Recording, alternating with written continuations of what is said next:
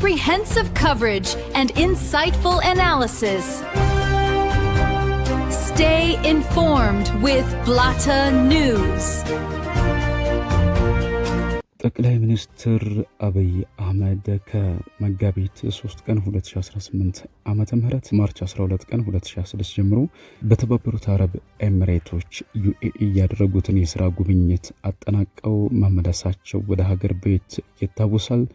ጠቅላይ ሚኒስትሩ መካከለኛው ምስራቅ በግጭት እየታመሰ ባለበትና እርሳቸው የተገኙባት የተባበሩት አረብ ኤሚሬትን ጨምሮ የባህረ ሰላጤው ሀገራት የሚሳኤልና የድሮን ዶፍ እየወረደባቸው በሚገኝበት በዚህ አስቸጋሪና ፈታኝ ወቅት ወደ አቡዳቢ ማቅናታቸው ብዙዎችን አነጋግሯል፣ ጥያቄዎችን ማስነስቷል። ምን ተፈልጎ ማንን ለማስደሰትስ ነው? ራሷን አቡዳቢ እንኳን ጭንቅ ጥብብ ብሏት በምትገኝበት በዚህ ወቅት በዚህ ሰዓት ወደዚያ የተሄደው ምንስ ለማግኘት ነው?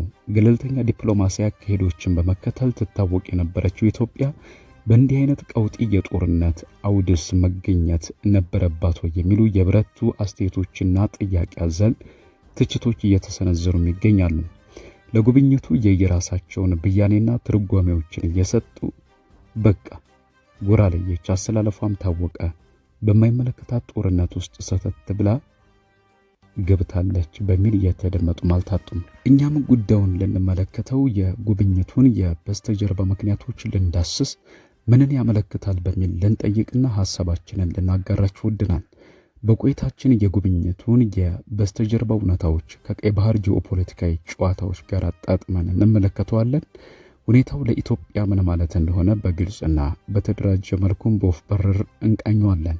እስከ መጨረሻው ተከታተሉን። አስደናቂ የጂኦፖለቲካ እውነታዎችን ታደምጡበታላችሁ። እንደተለመደው ሁሉ ሰብስክራይብ አድርጉ፣ የተለመደ ግብዣችን ነው። ወደ ጉዳያችን አለፍን። For comprehensive coverage and insightful analysis, stay informed with Blatta News.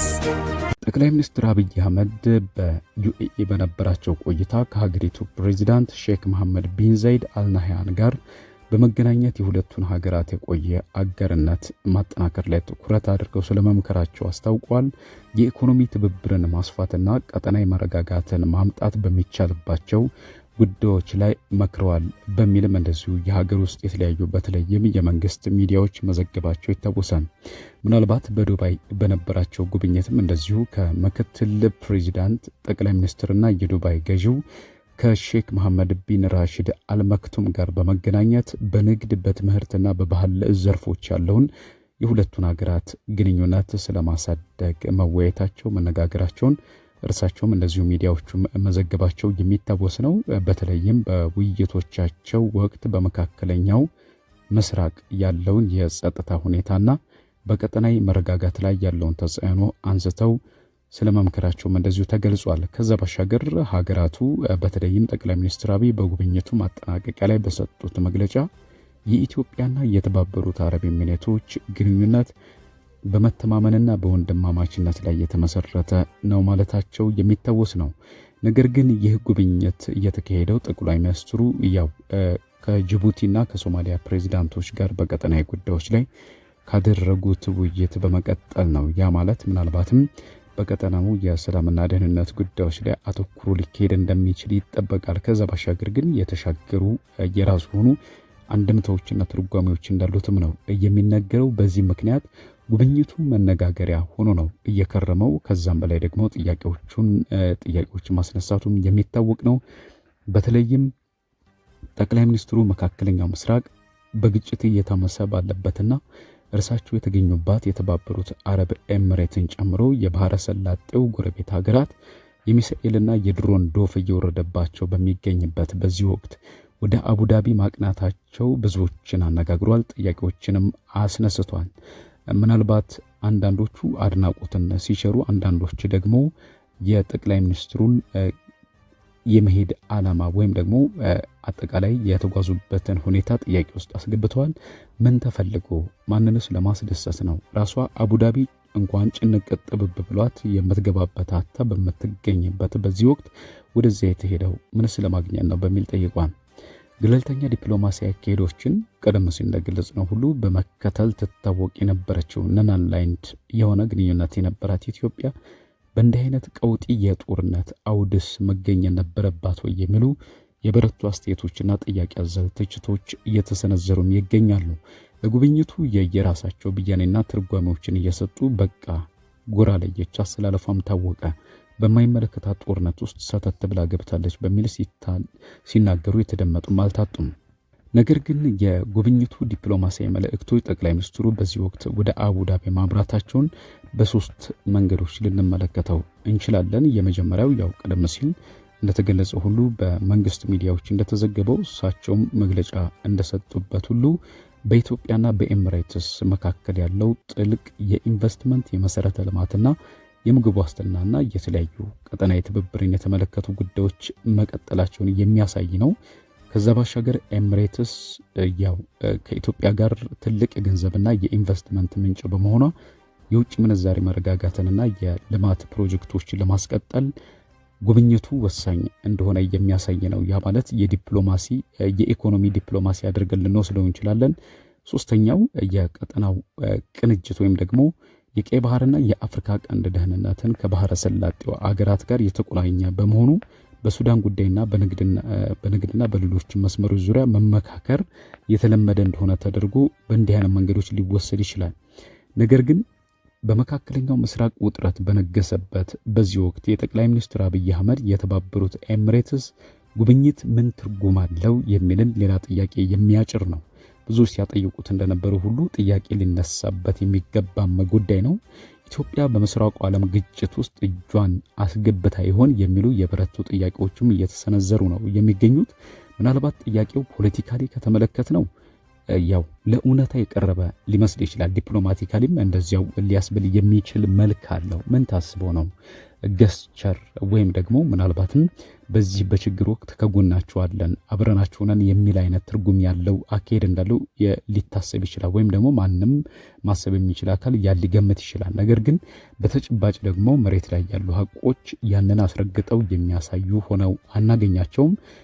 ለዚህ ደግሞ ምክንያቶች ማስቀመጥ ይቻላል። የመጀመሪያው የተባበሩት አረብ ኤሚሬትስ ከኢራን ጋር ቀጥተኛ ጦርነት ውስጥ አለመሆኗ ነው። ምንም እንኳን ቀጠናዊ ውጥረት ቢኖርም ኤሚሬትስ ግዛቷ ለጥቃት እንዲውል እንደማትፈቅድ ያው በይፋ ማስተዋወቋ ይታወሳል። ምንም እንኳን በኢራን ድሮኖችና ሚሳኤሎች እየተደበደበች ቢሆንም ማለት ነው በጎረቤትነት ገፈቱን እየቀመሰች ቢሆንም ለእንዲህ አይነት በቀጥተኛ ለዳይሬክት ጦርነት ሊዳርጋት የሚችል ነገር እንደሌለ ማስተዋወቋ የሚታወስ ነው። በተለይም ወደ ኢራን ተኩሳ ወደ ጦርነት የመግባት ወይም ደግሞ የጦርነቱ አካል የመሆን ፍላጎት እንደሌላት ደጋግማ ማስተዋወቋም የሚታወስ ነው።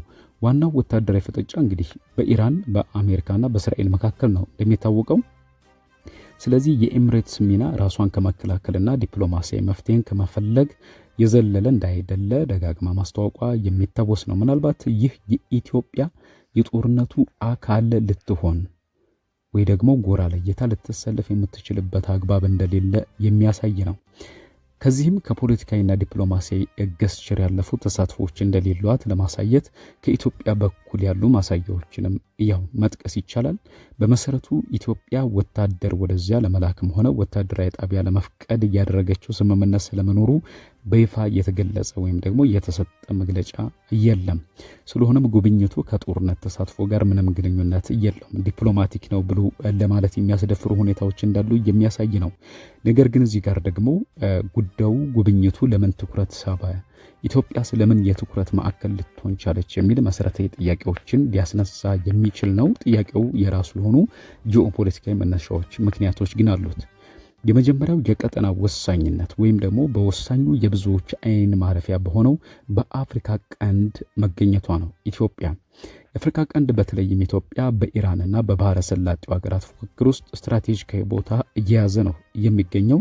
ለዚህም ደግሞ ሊጠቀሱ የሚችሉ ተቀዳሚ በርካታ ምክንያቶች አሉ። ዋና ዋናዎቹ ግን የቀይ ባህር የንግድ መስመር ነው። የመጀመሪያው ከዓለም ንግድ 12 በመቶ የሚሆነው የሚያልፍበት የባብ ኤልመንደብ መተላለፊያ ሰርጥ ለባህረ ሰላጤው ሀገራት እንደ ህልውና ነው እየታየ የሚገኘው።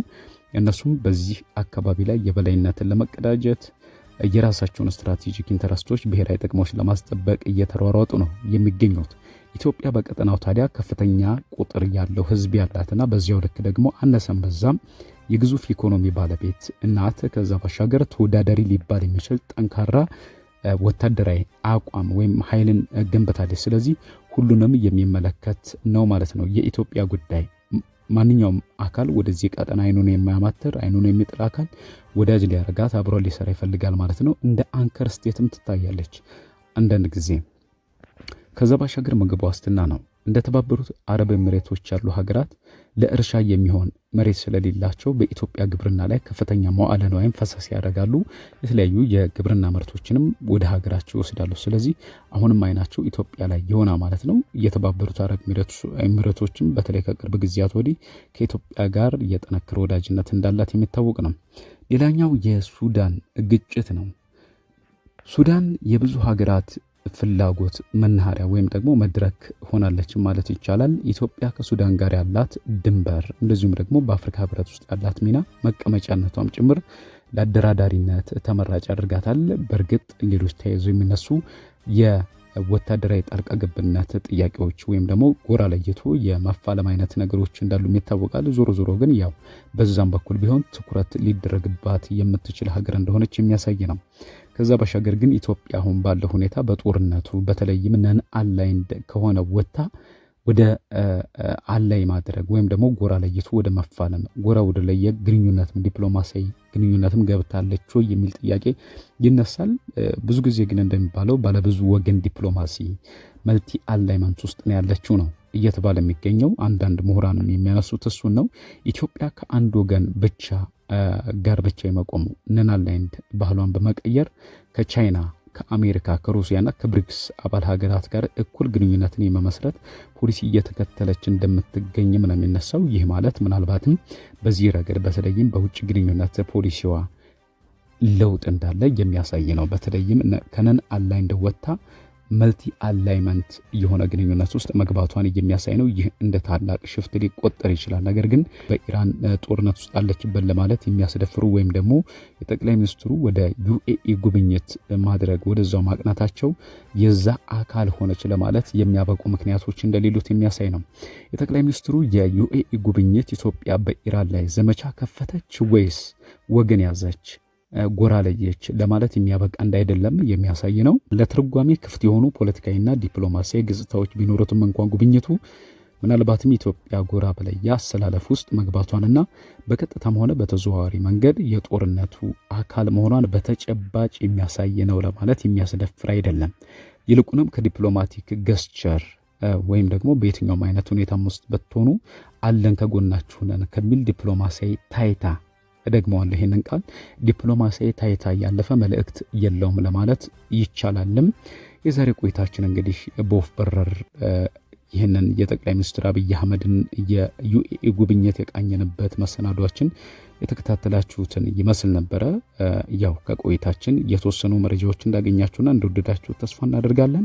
ብዙዎቻችሁ ተመልካቾቻችን ሰብስክራይብ እንዳላደረጋችሁ እያመለከተን ነው መረጃው።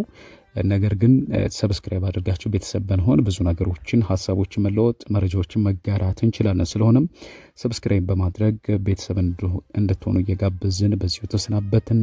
ሰናይ ጊዜ። Don't miss a story. Subscribe now. Join our community for the news that matters.